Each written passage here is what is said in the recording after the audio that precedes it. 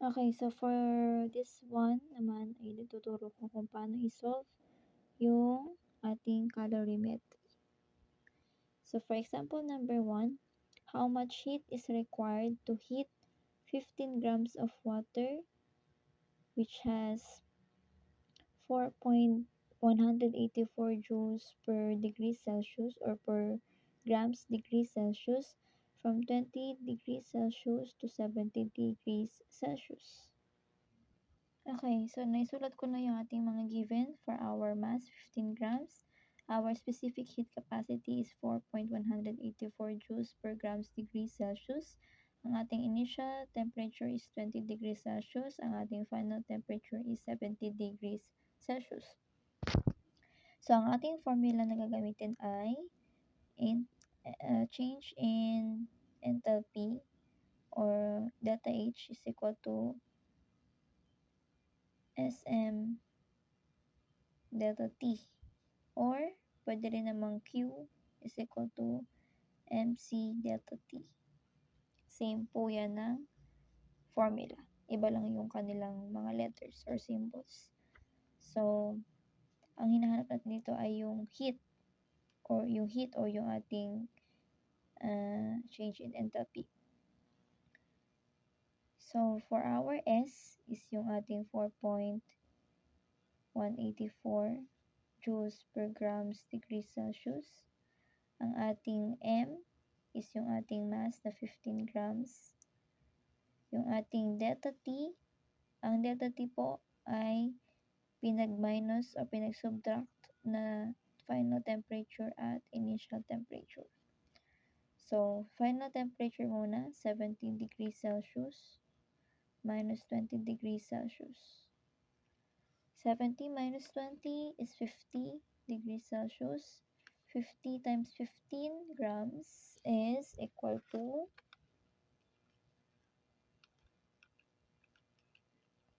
750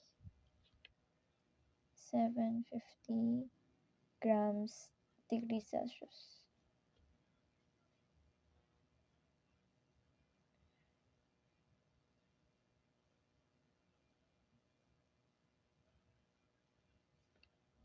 Okay, so 750 times 4.184 magiging 3,138.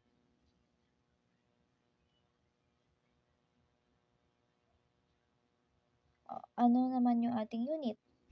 Dahil may grams degrees Celsius dito at may grams degrees Celsius dito at may over dito sa kabila, cancel na natin yan kasi yan ay nag-symbolize ng division.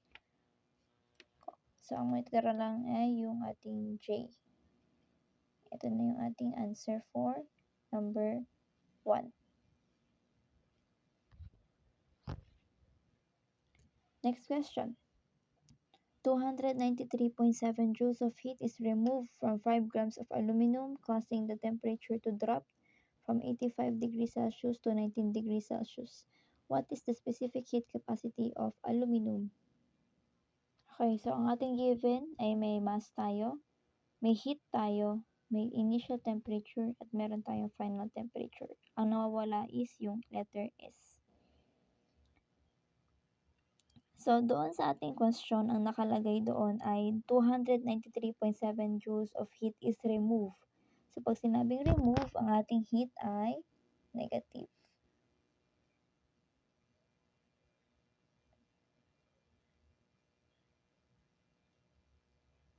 Okay, substitute na natin lahat ng given dito sa ating formula. Negative 293.7 joules is equal to S, ito yung missing, multiplied by 5 grams times initial, final 19 degrees Celsius minus 85 degrees Celsius. Unahin natin yung ating temperature. 19 minus 85, negative 66. Negative 66 degrees Celsius multiplied by 5, negative 330.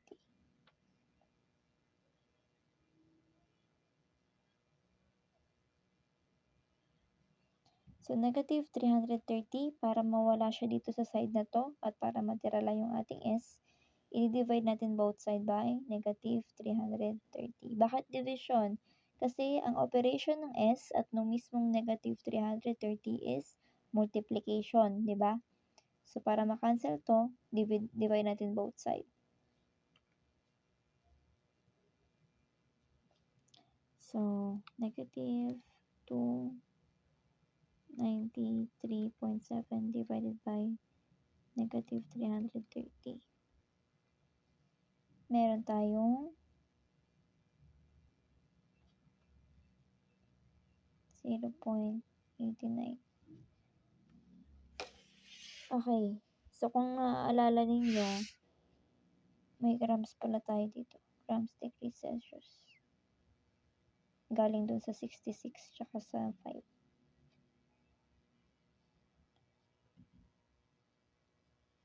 Ang magiging unit natin dito ay joules over grams degrees Celsius. Dito siya pag sinulat.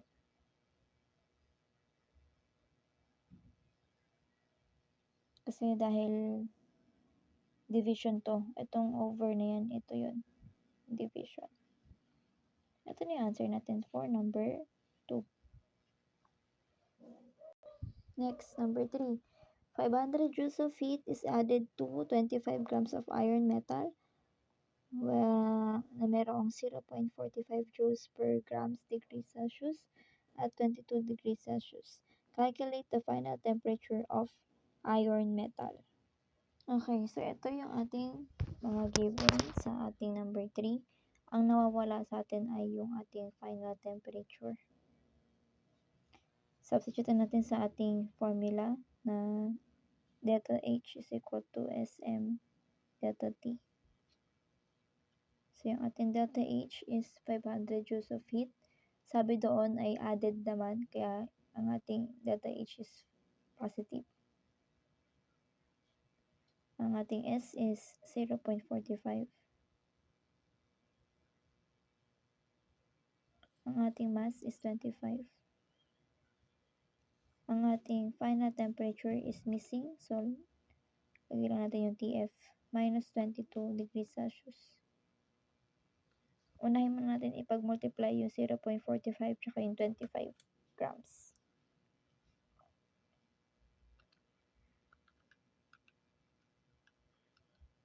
$11.25.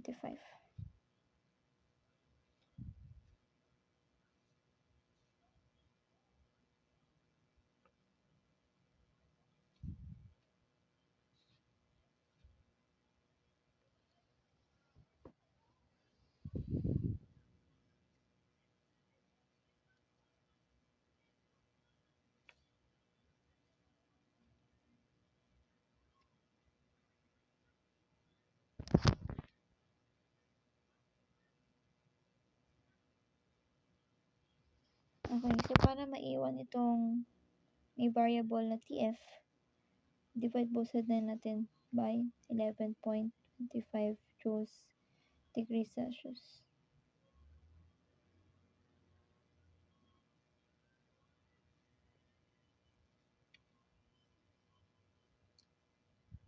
Cancel natin to. At mawawala rin yung ating joules. So, 500 divided by 11.25, 44.44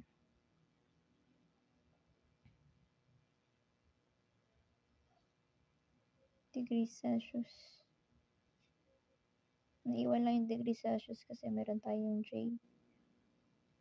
Kapag divide, makakancel siya. So, TF is equal to negative 22 degrees Celsius.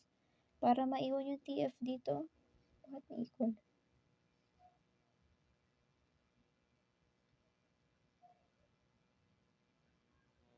TF minus 22 degrees Celsius.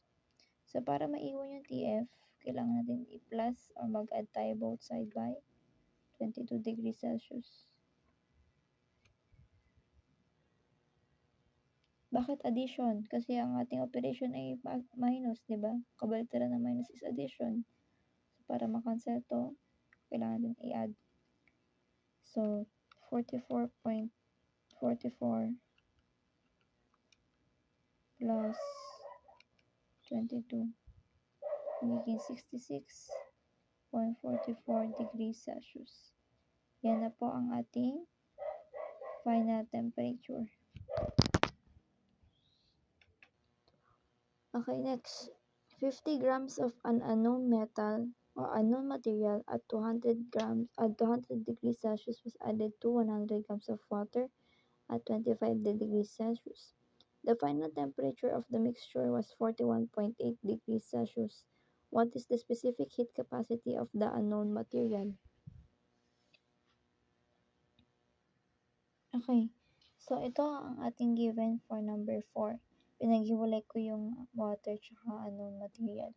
So, for unknown material, meron tayong grams, 50 grams for mass, 200 degrees Celsius for initial temperature, 41.8 degrees Celsius for final temperature, at yung ating missing na S. For water naman, meron tayong 100 grams for mass, 25 degrees Celsius for initial temperature, 41.8 degrees Celsius for final temperature at 4.184 joules per grams degree Celsius for specific heat capacity. Yan ay hindi given sa question, pero dapat alam nyo kung ano yung specific heat capacity ng water. Nakalagay naman yan dun sa inyong copy. Mag-copy naman kayo yan. So, sabi doon sa ating question, para maintindihan natin yung relationship ng unknown material at ng water, i-illustrate muna natin yung kanyang flow of heat. So, sabi doon, meron tayong beaker dito na may laman na water. So, yung water na yan, yung initial temperature niya is 25 degrees Celsius. Nung naglagay tayo ng metal or anong material na may temperature o initial temperature na 200 degrees Celsius, ang naging temperature ng water at nung anong material kalaunan ay naging 41.8 degrees Celsius. So, yung temperature ng anong material ay bumaba, naging 41.8. Ang temperature naman ng water ay tumaas, naging 41.8. So, pagpalagay na natin na yung anong material natin is yung system. Kapag siya ay bumaba, ibig sabihin nag-release ng heat, ang Q ng ating system or ng mismong anong materials is negative. Dahil nag-release siya ng heat, tama po, from 200 naging 41.8, nabawasan. And then yung heat naman ng water natin, from 25 degrees Celsius, naging 41.8 degrees Celsius, meaning nag-absorb siya ng heat from the system na yung anong material natin, ang kanyang QI positive. Or pwede ring negative delta H is equal to positive delta H. Ayan, alam natin yung relationship ng both heat of the unknown material and water. Pwede na natin i-substitute yung ating formula. So, yung formula natin, negative Sm delta T is equal to Sm delta T. Bakit dito may negative? Dito wala. Dahil nga po sa relationship ng dalawang material natin, which is yung anong material at anong water. So, substitute lang natin, negative S, dahil missing pa ang S. Ang mass natin ay 50. Ang ating delta T is 41.8 minus 200 is equal to 4.184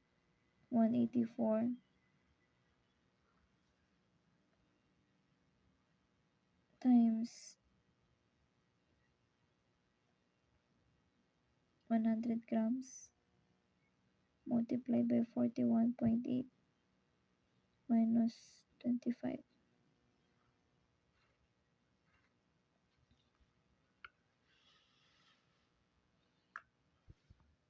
Unahin muna natin yung buo, yung formula. Pwede nating irekta siya. 4.184. Basta pag nirekta nyo, huwag kakalimutan ang parenthesis. Pero kailangan kasi sa aking problem solving bukas, kailangan kompleto yung solution. So, ano naman natin yung temperature? 41.8 minus 25. 16.8. 16.8 times 100.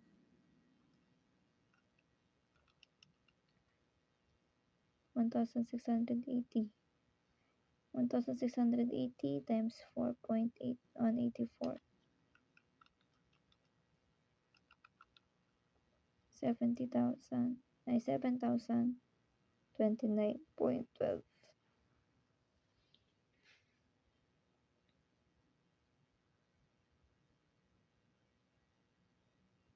Okay, next dun tayo sa ating material. 41.8 minus 200 negative 158.2.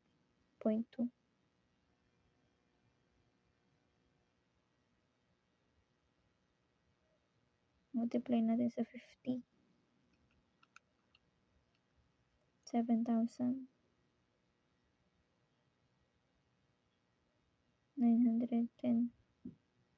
negative. Okay, so dahil may negative dito, multiply natin sa negative. Magiging positive. 7,910.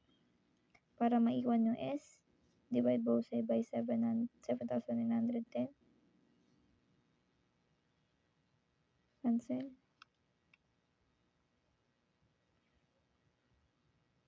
7.